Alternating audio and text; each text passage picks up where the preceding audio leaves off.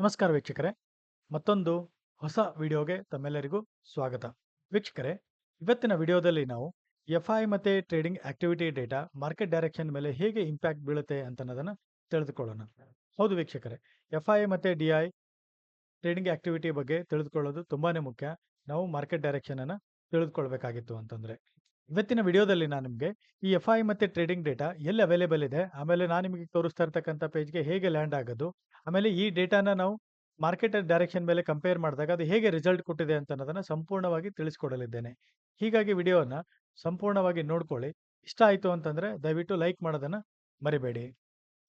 ವೀಕ್ಷಕರೇ, ಈಗಾಗಲೇ ನೀವೆಲ್ಲರೂ ಕೂಡ ಕೇಳಿರ್ಬೋದು, ಕಳೆದ ಹಲವಾರು ದಿನಗಳಿಂದ ಮಾರ್ಕೆಟ್ ಫಾಲ್ ಆಗ್ತಾ ಇರಬೇಕಾದ್ರೆ ಎಲ್ಲರೂ ಒಂದೇ ಮಾತನ್ನ ಹೇಳ್ತಾ ಇದ್ರು. ಏನು ಅಂತಂದ್ರೆ ಎಫ್ ಐದವರು ಸೆಲ್ ಮಾಡ್ತಾ ಇದ್ದಾರೆ, ಎಫ್ ಐದವರು ಕಂಟಿನ್ಯೂಸ್ ಆಗಿ ಸೆಲ್ ಮಾಡ್ತಾ ಇದ್ದಾರೆ, ಹೀಗಾಗಿ ಮಾರ್ಕೆಟ್ ಏನು ಅಂತಂದ್ರೆ ಬೇರಿಶ್ ಆಗ್ತಾ ಇದೆ. ಸೊ ಹಾಗಾದ್ರೆ ಎಫ್ ಐದವರು ಸೆಲ್ ಮಾಡ್ತಾ ಇದ್ದಾರೆ ಅಂತ ನಮ್ಗೆ ಹೇಗೆ ಗೊತ್ತಾಗುತ್ತೆ? ಆ ಡೇಟಾ ಎಲ್ಲ ಅವೈಲೇಬಲ್ ಇದೆ. ಆಮೇಲೆ ಅವ್ರು ಯಾವಾಗ ಬೈಯಿಂಗ್ ಮಾಡ್ತಾರೆ ಅವಾಗ ಮಾರ್ಕೆಟ್ ಡೈರೆಕ್ಷನ್ ಚೇಂಜ್ ಆಗುತ್ತಾ? ಈ ಎಲ್ಲ ಪಾಯಿಂಟ್ಸ್ಗಳನ್ನ ನಾವು ಏನಪ್ಪಾ ಅಂತಂದ್ರೆ ಈ ವಿಡಿಯೋದಲ್ಲಿ ತಿಳಿದುಕೊಳ್ಳೋಣ. ಅದೇ ರೀತಿ ಡಿಐ ದವ್ರು ಯಾವಾಗ ಬೈ ಮಾಡ್ತಾ ಇದ್ದಾರೆ, ಯಾವಾಗ ಸೆಲ್ ಮಾಡ್ತಾ ಇದ್ದಾರೆ, ಇವರಿಬ್ಬರಲ್ಲಿ ಎಫ್ಐ ಮತ್ತೆ ಡಿಐ ಯಾವ ಡೇಟಾನ ನಾವು ನೋಡಬೇಕು, ಯಾವ ಡೇಟಾ ನಮ್ಗೆ ಏನಪ್ಪಾ ಅಂತಂದ್ರೆ ಮಾರ್ಕೆಟ್ ಡೈರೆಕ್ಷನ್ ಅನ್ನ ತಿಳಿದುಕೊಳ್ಳೋದಕ್ಕೆ ಸಹಾಯ ಆಗುತ್ತೆ ಅಂತ ಅನ್ನೋದನ್ನು ಕೂಡ ಈ ವಿಡಿಯೋದಲ್ಲಿ ಸಂಪೂರ್ಣವಾಗಿ ನಮಗೆ ಮಾಹಿತಿ ಸಿಗಲಿದೆ.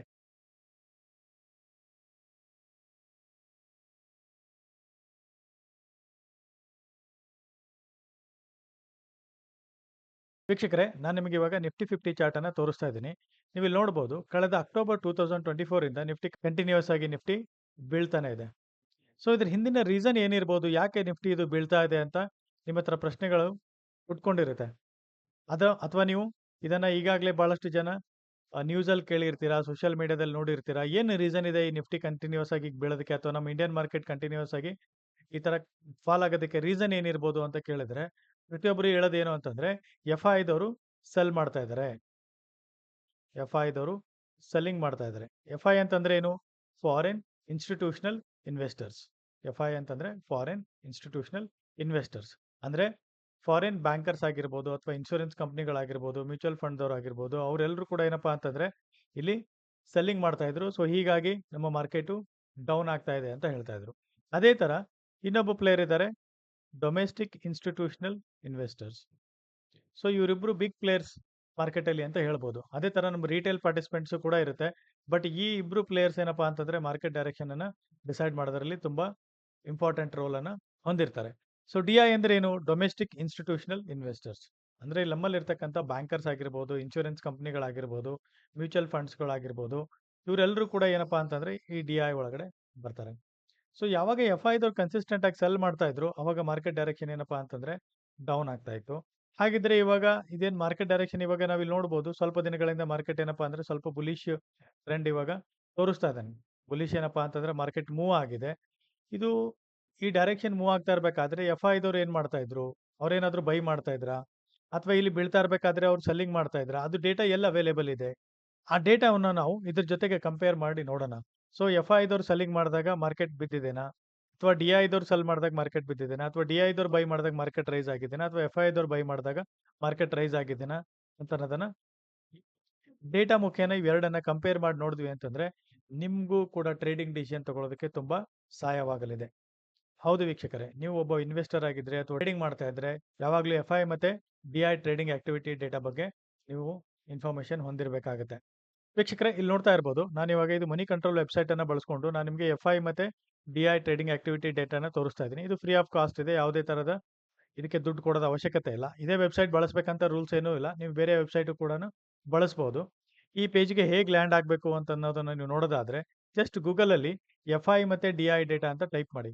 ಎಫ್ ಐ ಮತ್ತೆ ಡಿ ಐ ಡೇಟಾ ಅಂತ ಟೈಪ್ ಮಾಡಿ, ಅವಾಗ ನಿಮಗೆ ಹಲವಾರು ಲಿಂಕ್ಗಳು ಸಿಗ್ತವೆ ನೋಡಿ. ಎನ್ ಎಸ್ ಸಿ ಲಿಂಕ್ ಇದೆ, ಆಮೇಲೆ ಮನಿ ಕಂಟ್ರೋಲ್ ಬರುತ್ತೆ, ಇಲ್ಲಿ ಟ್ರೆಂಡ್ ಲೈನ್ ಅಂತ ಇದೆ, ಎಕನಾಮಿಕ್ ಟೈಮ್ಸ್ ಅಂತ ಇದೆ. ನೀವು ಯಾವುದೇ ವೆಬ್ಸೈಟ್ ಅನ್ನ ಬಳಸಿದ್ರು ಕೂಡ ಏನು ತೊಂದರೆ ಇಲ್ಲ, ಇದೇ ಬಳಸಬೇಕು ಅಂತ ಇಲ್ಲಿ ರೂಲ್ಸ್ ಕೂಡ ಇಲ್ಲ. ಆಮೇಲೆ ನಾನು ರೆಕಮೆಂಡ್ ಕೂಡ ಮಾಡ್ತಾ ಇಲ್ಲ. ಬಟ್ ನಾನು ಇವಾಗ ನಿಮಗೆ ಲರ್ನಿಂಗ್ ಪರ್ಪಸ್ಗೋಸ್ಕರ ಈ ವೆಬ್ಸೈಟ್ ಅನ್ನ ಬಳಸ್ತಾ ಇದ್ದೀನಿ.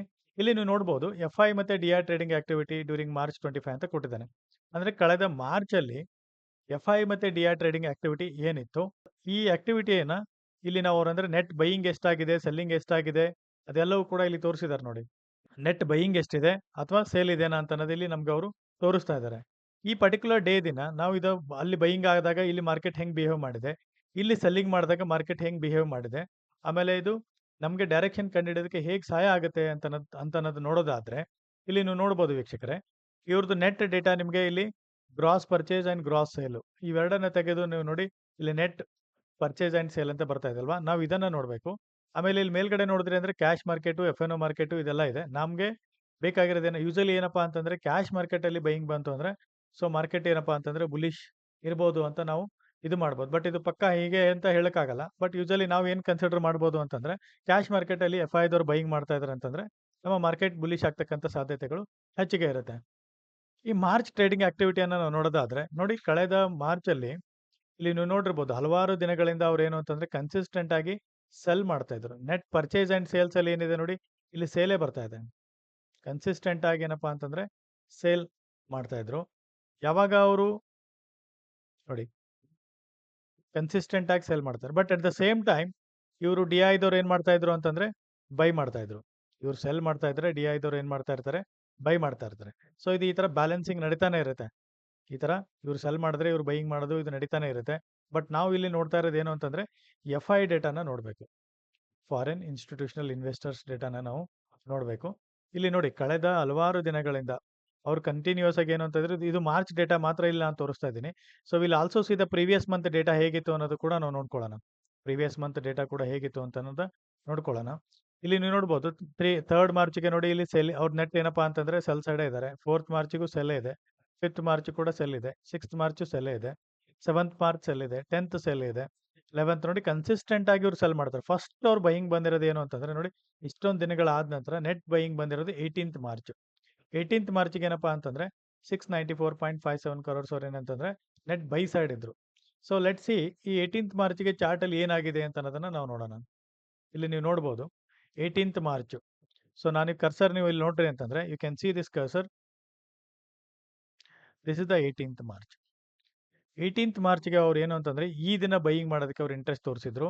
ಇಲ್ಲಿ ಅದ್ರ ಹಿಂದ್ಗಡೆ ನೀವು ನೋಡಿರ್ಬೋದು ಕಳೆದ ಹಲವಾರು ದಿನಗಳಿಂದ ಏನಪ್ಪಾ ಅಂತಂದ್ರೆ ಮಾರ್ಕೆಟು ಒಂದೇ ಸೈಡ್ ವೈಸ್ ಡೈರೆಕ್ಷನ್ ಅಲ್ಲಿ ಮೂವ್ ಆಗ್ತಾ ಇತ್ತು. ಐದರ್ ಈ ಸೈಡು ಕೂಡ ಅವ್ರು ಬ್ರೇಕ್ ಆಗಿರ್ಲಿಲ್ಲ, ಈ ಸೈಡ್ ಬ್ರೇಕ್ ಆಗಿರ್ಲಿಲ್ಲ. ಬಟ್ ಯಾವಾಗ ಎಫ್-ಐದವ್ರು ಬೈಯಿಂಗ್ ಇಂಟ್ರೆಸ್ಟ್ ತೋರಿಸಿದ್ರು, ಅಲ್ಲಿ ನೋಡಿ ಮಾರ್ಕೆಟ್ ಏನಾಯ್ತು, ಇಲ್ಲಿಂದ ಬ್ರೇಕ್ಔಟ್ ಕೊಟ್ಟು ಮೇಲ್ಗಡೆ ಕ್ಲೋಸ್ ಆಯ್ತು. ಅಲ್ಲಿಂದ ನೀವು ನೋಡ್ಬೋದು 18th ಮಾರ್ಚ್ ಅವ್ರ ನೆಟ್ ಬೈಯಿಂಗ್ ಆದ ನಂತರ ನೆಕ್ಸ್ಟ್ ಏನಾಯ್ತು ಅಂತ ಅನ್ನೋದನ್ನ ನೀವು ನೋಡಿ. ಅಲ್ಲಿಂದ ಅವ್ರು ಕನ್ಸಿಸ್ಟೆಂಟ್ ಆಗಿ ಇಲ್ಲಿ ಒಂದ್ಸತಿ ನೆಟ್ ಸೆಲ್ಲಲ್ಲಿ ಬಂದಿದ್ರು. ಅದಕ್ಕೆ ಆ ದಿನ ಮಾರ್ಕೆಟ್ ಏನು ಅಂತಂದ್ರೆ ನೋಡಿ ಹೆಚ್ಚಿಗೆ ಮೂವ್ ಆಗಿಲ್ಲ, ಫಾಲೋ ಆಗಿಲ್ಲ, ಅಲ್ಲೇ ಕನ್ಸಾಲ್ಡೇಟ್ ಆಗಿದೆ. ಆ ನಂತರ ಇಲ್ಲಿ ನೋಡಿ ಕನ್ಸಿಸ್ಟೆಂಟ್ ಆಗಿ 28th ಮಾರ್ಚಿಂದ ಕನ್ಸಿಸ್ಟೆಂಟ್ ಆಗಿ ಅವರು ಬೈ ಸೈಡ್ ಇದ್ದಾರೆ. 27th ಮಾರ್ಚ್ ವರೆಗೂ ಕೂಡ ಕನ್ಸಿಸ್ಟೆಂಟ್ ಆಗಿ ಬೈ ಸೈಡ್ ಇದ್ದಾರೆ. ಸೊ ಮಾರ್ಕೆಟ್ ಕೂಡ ನೋಡಿ ಅಲ್ಲಿಂದ ಎಷ್ಟು ಚೆನ್ನಾಗಿ ಅದು ರ್ಯಾಲಿ ಆಗಿದೆ. ಇಲ್ಲಿಂದ ಕಂಟಿನ್ಯೂಸ್ ಆಗಿ ಏನಪ್ಪಾ ಅಂತಂದ್ರೆ ಅದು ರ್ಯಾಲಿ ಆಗಿದೆ. ಕಂಟಿನ್ಯೂಸ್ ಆಗಿ ಏನಪ್ಪಾ ಅಂದ್ರೆ ಮಾರ್ಕೆಟ್ ಕೂಡ ಅಪ್ ಟ್ರೆಂಡ್ ಅಲ್ಲಿ ಹೋಗಿದೆ. ಅದೇ ತರ ನೀವು ಹಿಸ್ಟಾರಿಕಲಿ ಆ ಡೇಟಾನ ನೋಡ್ಬೇಕಾಗಿತ್ತು ಅಂತಂದ್ರೆ, ಹಿಸ್ಟಾರಿಕಲಿ ಇವರು ಬೈ ಮಾಡಿದಾಗ ಮಾರ್ಕೆಟ್ ಮೇಲ್ ಹೋಗಿದ್ದೇನಾ ಅಥವಾ ಇವ್ರು ಸೆಲ್ ಮಾಡಿದಾಗ ಮಾರ್ಕೆಟ್ ಕೆಳಗಡೆ ಬಂದಿದ್ದೇನಾ ಅಂತ ನಿಮ್ಗೆ ಚೆಕ್ ಮಾಡಬೇಕಾಗಿತ್ತು ಅಂತಂದ್ರೆ, ಇಲ್ಲಿ ನೋಡಿ ಸ್ವಲ್ಪ ಕೆಳಗಡೆ ನೀವು ಸ್ಕ್ರಾಲ್ ಡೌನ್ ಮಾಡಿದ್ರಿ ಅಂತಂದ್ರೆ, ಇದೇ ವೆಬ್ಸೈಟ್ ಅಲ್ಲೇನೆ ಸ್ಕ್ರಾಲ್ ಡೌನ್ ಮಾಡಿದ್ರಿ ಅಂತಂದ್ರೆ previous F-I and D-I trading activity ಅಂತ ಇದೆ. Previous F-I and D-I trading activity ಅಂತ. ಇಲ್ಲಿ ನಾನು ಕ್ಯಾಶ್ ಮಾರ್ಕೆಟ್ ಅಂತ ಸೆಲೆಕ್ಟ್ ಮಾಡಿದ್ದೀನಿ. ಸೊ ಡಿಫಾಲ್ಟ್ ಆಗೋದು ಕ್ಯಾಶ್ ಮಾರ್ಕೆಟೇ ಇದೆ. ಸೊ ನಮಗೂ ಕೂಡ ಕ್ಯಾಶ್ ಮಾರ್ಕೆಟ್ ಡೇಟಾನೇ ಬೇಕಾಗಿದೆ. ಇಲ್ಲಿ ನೀವು ನೋಡ್ಬೋದು ಮಂತ್ ವೈಸ್ ಎಲ್ಲ ಡೇಟಾ ಕೊಟ್ಟಿದ್ದಾನೆ. ಫೆಬ್ರವರಿ 2025 ಈಗ ಮಾರ್ಚ್ ಕಂಪ್ಲೀಟ್ ಆಯ್ತು ಅಂದ್ರೆ ಆ ಡೇಟಾ ಕೂಡ ಇಲ್ಲಿ ಬರುತ್ತೆ. ನೆಕ್ಸ್ಟ್ ಏಪ್ರಿಲ್ ಡೇಟಾ ಇಲ್ಲಿ ತೋರಿಸ್ತಾನೆ. ಈಗ ಫೆಬ್ರವರಿ 2025, ಜನವರಿ, ಡಿಸೆಂಬರ್ ನೋಡಿ ಇಲ್ಲೆಲ್ಲ ಕನ್ಸಿಸ್ಟೆಂಟ್ ಆಗ್ಯಪ್ಪ ಅಂತ ಎಲ್ಲ ಮಂತ್ಗಳದ್ದು ಏನಪ್ಪಾ ಅಂತಂದ್ರೆ ನಿಮಗೆ ಇಲ್ಲಿ ಡೇಟಾ ಅವೈಲೇಬಲ್ ಇದೆ. ಆಲ್ ಮಂತ್ ನಿಮ್ಗೆ ಡೇಟಾ ಇಲ್ಲಿ ಅವೈಲೇಬಲ್ ಇದೆ.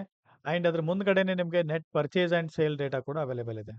Net purchase and sale data ಕೂಡ ಇಲ್ಲಿ ಅವೈಲೇಬಲ್ ಇದೆ. ಇಲ್ಲಿ ನೀವು ನೋಡ್ಬೋದು ಕಳೆದ ಅಕ್ಟೋಬರ್ 2024 ಅಲ್ಲಿ ಹೆವಿ ಸೆಲ್ಲಿಂಗ್ ಆಗಿತ್ತು. ನೋಡಿ 1,14,445 ಕೋಟಿ. ಸೊ ಹೆವಿ ಸೆಲ್ಲಿಂಗ್ ಅಂತ ಹೇಳ್ಬೋದು ಇದಕ್ಕೆ. ಇಷ್ಟೊಂದು ಅಮೌಂಟ್ ಏನಪ್ಪಾ ಅಂತಂದ್ರೆ ಇಲ್ಲಿ ಹಿಸ್ಟಾರಿಕಲಿ ನೀವು ಚೆಕ್ ಮಾಡಿದ್ರಿ ಅಂತಂದ್ರೆ ನೋಡಿ ಎಲ್ಲಿ ಕೂಡ ಲಕ್ಷದಲ್ಲಿ ಸೆಲ್ಲಿಂಗ್ ಎಲ್ಲಿ ಇಲ್ಲ. ಇಲ್ಲಿ ನೋಡಿ 40,000 ಕೋಟಿ, 27,000 ಕೋಟಿ ಇದೆ, 14,000 ಕೋಟಿ ಇದೆ. ಬಟ್ ಲಕ್ಷದಲ್ಲಿ ಇಲ್ಲಿ ಎಲ್ಲಿ ಸೇಲ್ ಇಲ್ಲ. ಎಲ್ಲಿ ಲಕ್ಷದಲ್ಲಿ ಏನಪ್ಪಾ ಅಂತಂದ್ರೆ ಸೇಲ್ ಮಾಡಿರ್ಲಿಲ್ಲ. ಇಲ್ಲಿ ಮಾತ್ರ ಹೆವಿ ಸೆಲ್ಲಿಂಗ್ ಆಗಿತ್ತು. ಅಕ್ಟೋಬರ್ ನೋಡಿ 1,14,000 ಕೋಟಿ ಸೆಲ್ಲಿಂಗ್ ಆಗಿದೆ ಅಕ್ಟೋಬರ್ ಅಲ್ಲಿ. ಸೊ ಈ ಚಾರ್ಟ್ ಅಲ್ಲಿ ಕೂಡ ನೀವು ನೋಡ್ಬೋದು ನಮ್ಮ ನಿಫ್ಟಿ ಏನು ಕರೆಕ್ಷನ್ ಆಗೋದಕ್ಕೆ ಸ್ಟಾರ್ಟ್ ಆಯ್ತಲ್ವಾ, ಅಥವಾ ನಮ್ಮ ಇಂಡಿಯನ್ ಮಾರ್ಕೆಟ್ ಫಾಲ್ ಆಗೋದಕ್ಕೆ ಸ್ಟಾರ್ಟ್ ಆಯ್ತಲ್ವಾ, ಅದು ಕೂಡ ನೋಡಿ ಇಲ್ಲಿಂದಾನೇ ಸ್ಟಾರ್ಟ್ ಆಗಿದ್ದು. ಸೆಪ್ಟೆಂಬರ್ ಇದೆ ಅಲ್ವಾ, ಇಲ್ಲಿ ನೋಡಿ ಸೆಪ್ಟೆಂಬರ್ 30 ಅಕ್ಟೋಬರ್ ಇಲ್ಲಿಂದಾನೇ ನಿಮಗೆ ಮಾರ್ಕೆಟ್ ಏನು ಅಂತಂದ್ರೆ ಮಾರ್ಕೆಟ್ ಫಾಲ್ ಆಗೋದಕ್ಕೆ ಸ್ಟಾರ್ಟ್ ಆಗಿದ್ದು. ಇಲ್ಲಿಂದನೇ ಏನಪ್ಪಾ ಅಂತಂದ್ರೆ ಮಾರ್ಕೆಟ್ ಫಾಲ್ ಆಗೋದಕ್ಕೆ ಸ್ಟಾರ್ಟ್ ಆಗಿದ್ದು. And this is also evident on the F I data. F I ಡೇಟಾದಲ್ಲಿ ಹೆವಿ ಸೆಲ್ಲಿಂಗ್ ಆಗಿರೋದ್ರಿಂದ ನೋಡಿ ಮಾರ್ಕೆಟು ಕೂಡ ಅಲ್ಲಿಂದನೇ ಏನಾಯಿತು ಅಂತಂದ್ರೆ ಹೆವಿ ಕರೆಕ್ಷನ್ ಆಗಿದೆ. ಅಲ್ಲಿಂದ ಹೆವಿ ಕರೆಕ್ಷನ್ ಆಯಿತು. So this is an indication. ಇವಾಗ ಏನಪ್ಪಾ ಅಂತಂದ್ರೆ ಎಫ್ ಐದವ್ರು ಇದರಲ್ಲಿ ನಮ್ಮ ಇಂಡಿಯನ್ ಮಾರ್ಕೆಟ್ ಇಂದ ದುಡ್ಡನ್ನು ಹೊರಗಡೆ ತೆಗಿತಾ ಇದ್ದಾರೆ. ಸೊ ಹೀಗಾಗಿ ಮಾರ್ಕೆಟ್ ಏನಾಯಿತು ಅಂತಂದ್ರೆ ಇಲ್ಲಿಂದ ಕರೆಕ್ಷನ್ ಆಗಿದೆ. ಅದೇ ತರ ನೋಡಿ ನವೆಂಬರ್ ಅಲ್ಲಿ ಕೂಡ ಅಗೇನ್ ಸೆಲ್ ಇದೆ, ಡಿಸೆಂಬರ್ ಅಲ್ಲಿ ಕೂಡ ಅಗೇನ್ ಸೆಲ್ ಇದೆ, ಜನವರಿಯಲ್ಲಿ ಕೂಡ ಅಗೇನ್ ಸೆಲ್ ಇದೆ, ಫೆಬ್ರವರಿಯಲ್ಲಿ ಅಗೇನ್ ಸೆಲ್ ಇದೆ. ಸೊ ಹೀಗಾಗಿ ಇಲ್ಲಿ ಎಲ್ಲಿ ಕೂಡ ನಿಮಗೆ ಮಾರ್ಕೆಟ್ ಮೇಲೆ ಹೋಗಿದೆ ಅಂತ ನಿಮಗೆ ಅನ್ಸೇ ಇಲ್ಲ. ಎಲ್ಲಾನು ಕೂಡ ನೋಡಿ ಎವ್ರಿ ಮಂತ್ ಇದೇನಪ್ಪಾ ಅಂತಂದ್ರೆ ಡೌನ್ ಬಂದಿದೆ. ಈಗ ಮಾರ್ಚ್ ಅಲ್ಲಿ ಏನು ಅಂತಂದ್ರೆ ಈಗ currently we are in the March month.